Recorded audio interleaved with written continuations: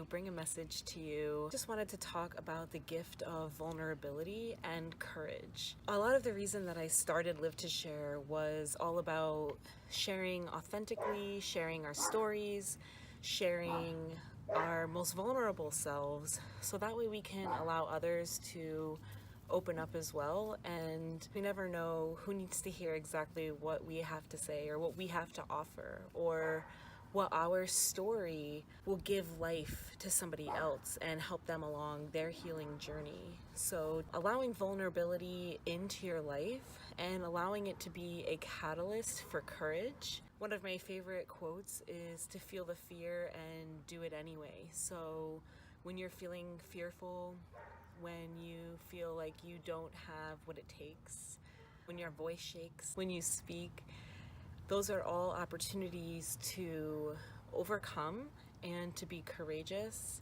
And generally, when we feel vulnerable, those are the exact moments that we have an opportunity to feel in our power, or to step into our power and allow that to help us grow.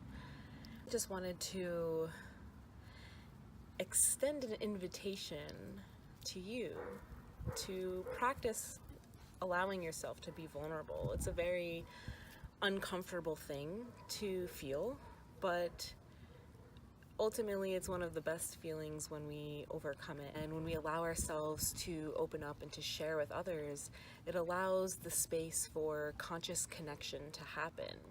And when conscious connection happens, healing happens, because people are in a space where they're not only vulnerable and they're able to share their hurts, their pain, or whatever story they mean to share.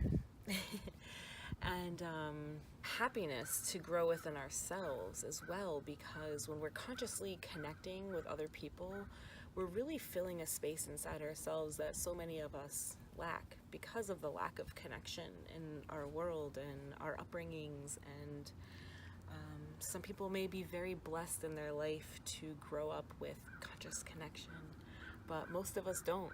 It's a gift to be able to share with others. And recently when I went to Hawaii, I attend a lot of different retreats and conferences with like-minded conscious creators. We share space together, and the connection can be unlike anything you've ever felt before. And it's hard to leave that because it's so far and few in between in our communities and in our personal relationships. So conscious connection just allows more love into our heart space, and it allows us to feel more secure in our place in the world.